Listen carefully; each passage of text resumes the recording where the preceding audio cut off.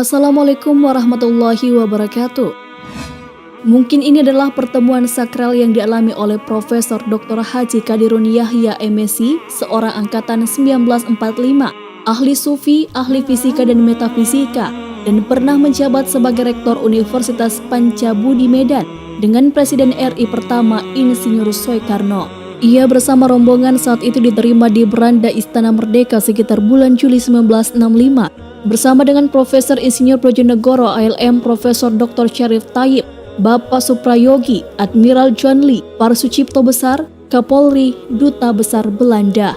Wah, pagi-pagi begini saya sudah dikepung oleh 3 profesor-profesor. Kelakar Insinyur Soekarno membuka dialog.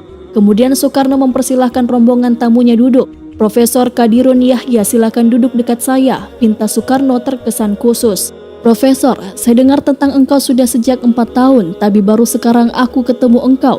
Sebenarnya ada sesuatu yang akan aku tanyakan padamu, kata Soekarno dalam bahasa Belanda.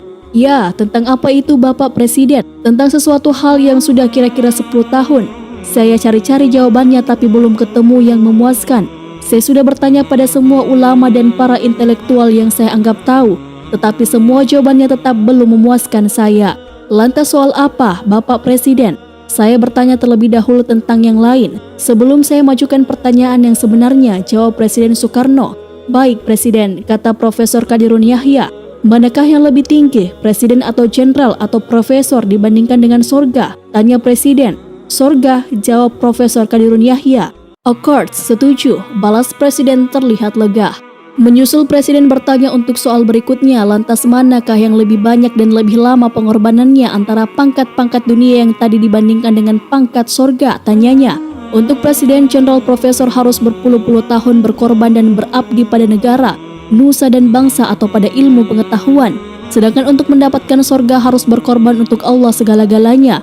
Berpuluh-puluh tahun terus-menerus, bahkan menurut agama Hindu atau Buddha harus beribu-ribu kali hidup dan berabdi.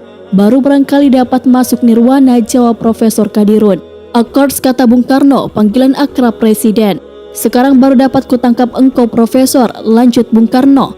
Tampak mukanya cerah berseri dan kelihatannya Bung Karno belum ingin cepat-cepat masuk ke pokok masalah. Saya cerita sedikit dulu, kata Bung Karno. Silakan Bapak Presiden.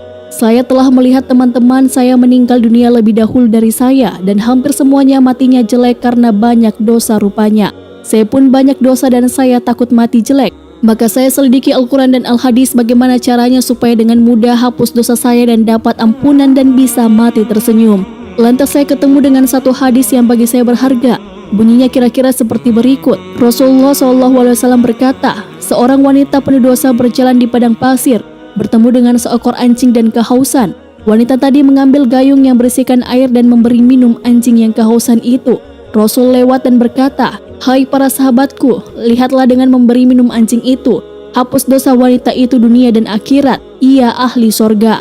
Nah Profesor, tadi engkau katakan bahwa untuk mendapatkan sorga harus berkorban segala-galanya. Berpuluh-puluh tahun untuk Allah baru dapat masuk sorga, itu pun barangkali. Sementara sekarang seorang wanita yang berdosa dengan sedikit saja jasa, itu pun pada seekor anjing pula, dihapuskan Tuhan dosanya dan ia ahli sorga. How do you explain it Profesor? Tanya Bung Karno lanjut. Profesor Qadirun Yahya terlihat tidak langsung menjawab. Ia hening sejenak lantas berdiri dan meminta kertas. Presiden, tadi Bapak katakan dalam 10 tahun tak ketemu jawabannya. Coba kita lihat. Mudah-mudahan dengan bantuan Allah dalam 2 menit saja akan memberikan jawaban dan memuaskan. Keduanya adalah sama-sama eksakta. Bung Karno adalah seorang insinyur dan Profesor Qadirun Yahya adalah ahli kimia atau fisika. Di atas kertas Profesor Qadirun mulai menuliskan penjelasannya. 10/10 sama dengan 1, ya kata Presiden. 10/100 sama dengan 1/10, ya kata Presiden. 10/1000 sama dengan 1/100, ya kata Presiden. 10/10.000 sama dengan 1/1000, ya kata Presiden. 10 per tak terhingga sama dengan 0, ya kata Presiden. 1 juta per tak terhingga sama dengan 0, ya kata Presiden. Berapa saja tambah apa saja per tak terhingga sama dengan 0, ya kata Presiden. Dosa per tak terhingga sama dengan 0, ya kata Presiden. Nah lanjut Prof, 1 kali tak terhingga sama dengan tak terhingga, ya kata Presiden. 1/2 kali tak terhingga sama dengan tak terhingga. 1 zarah kali tak terhingga sama dengan tak terhingga, ya kata Presiden. Ini artinya sang wanita walaupun hanya satu zara jasanya bahkan terhadap seekor anjing sekalipun mengkaitkan menggandengkan gerakannya dengan yang maha akbar, mengikut sertakan yang maha besar dalam gerakan-gerakannya, maka hasil gerakannya itu menghasilkan ibadah yang begitu besar, yang langsung dihadapkan pada dosa-dosanya, yang pada saat itu juga hancur berkeping-keping, ditorpedo oleh pahala yang maha besar itu. Satu zara kali tak terhingga sama dengan tak terhingga, dan dosa per tak terhingga sama dengan 0. Itulah dia jawabannya Presiden, jawab Profesor.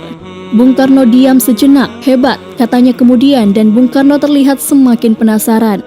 Masih ada lagi pertanyaan yang ia ajukan, bagaimana agar dapat hubungan dengan Tuhan, katanya. Profesor Qadirun Yahya pun lanjut menjawabnya. Dengan mendapatkan frekuensinya, tanpa mendapatkan frekuensinya tak mungkin ada kontak dengan Tuhan. Lihat saja, walaupun 1 mm jaraknya dari sebuah sender radio, kita letakkan radio dengan frekuensi yang tidak sama, maka radio kita itu tidak akan mengeluarkan suara dari sender tersebut. Begitu juga dengan Tuhan, walaupun Tuhan berada lebih dekat dari kedua urat leher kita, tak mungkin ada kontak jika frekuensinya tidak kita dapati. Bagaimana agar dapat frekuensinya sementara kita adalah manusia kecil yang serba kekurangan, tanya Presiden kemudian. Melalui isi dada Rasulullah, jawab Profesor. Dalam hadis qudsi berbunyi yang artinya bahwasanya Al-Quran ini satu ujungnya di tangan Allah dan satu lagi di tangan kamu, maka peganglah kuat-kuat akan dia. Abi Syuraihil Khuzai radhiyallahu an. Profesor menyambung, begitu juga dalam Quran surah Al-Hijr ayat 29. Maka setelah aku sempurnakan dia, aku tiupkan ke dalamnya sebagian rohku. Rebahkanlah dirimu bersujud kepadanya. Nur ilahilah yang terbit dari Allah sendiri adalah tali yang nyata antara Allah dengan Rasulullah. Ujung nur ilahi itu ada dalam dada Rasulullah. Ujungnya itulah yang kita hubungi. Maka jelas akan kita dapat frekuensi dari Allah Subhanahu wa Ta'ala, kata Profesor. Profesor melanjutkan, lihat saja sunnatullah, hanya cahaya matahari saja yang satu-satunya sampai pada matahari. Tak ada yang sampai pada matahari melainkan cahayanya sendiri. Juga gas-gas yang saringan-saringan tak akan ada yang sampai matahari. Walaupun elegansi seperti xenon, krypton, argon, helium, hidrogen dan lain-lain semuanya vakum. Yang sampai pada matahari hanya cahayanya, karena ia terbit darinya dan tak bercerai siang dan malam dengannya. Kalaulah matahari umurnya 1 juta tahun, maka cahayanya pun akan berumur 1 juta tahun pula. Kalaulah matahari hilang, maka cahayanya pun akan hilang. Matahari hanya dapat dilihat melalui cahayanya, tanpa cahaya matahari pun tak dapat dilihat. Namun cahaya matahari bukanlah matahari. Cahaya matahari adalah getaran transversal dan longitudinal dari matahari sendiri atau Huygens, jelas Profesor. Profesor menyimpulkan, dan Rasulullah adalah satu-satunya manusia akhir zaman yang mendapat nur ilahi dalam dadanya.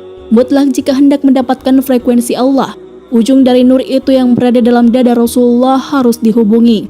Bagaimana cara menghubungkannya sementara Rasulullah sudah wafat sekian lama, tanya Presiden. Profesor menjawab, memperbanyak sholawat atas Nabi tentu akan mendapatkan frekuensi beliau yang otomatis mendapat frekuensi Allah Subhanahu wa Ta'ala. Tidak kukabulkan doa seseorang tanpa salawat atas Rasulku, doanya tergantung di awang-awang. Hadis riwayat Abu Daud An-Nasai. Jika diterjemahkan secara akademis mungkin kurang lebih, tidakkah engkau mendapat frekuensiku tanpa lebih dahulu mendapat frekuensi Rasulku? Sontak Presiden berdiri. You are wonderful, teriaknya. Sejurus kemudian dengan merangkul kedua tangan Profesor, Presiden pun bermohon, Profesor doakan saya supaya dapat mati dengan tersenyum di belakang hari nanti. Semoga dialog sufi ini mengajarkan kita tentang intisari Islam sebenarnya. Wallahu a'lam bishawab.